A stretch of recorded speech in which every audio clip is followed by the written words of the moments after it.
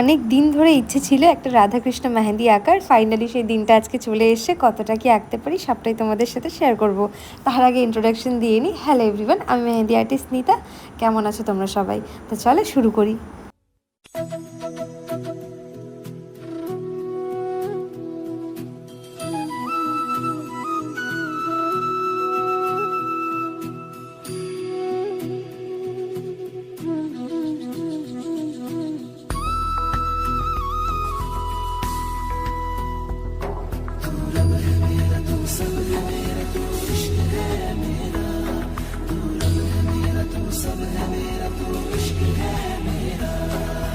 तू था कल भी, तू इस पल भी, तुझसे सब है साइयां।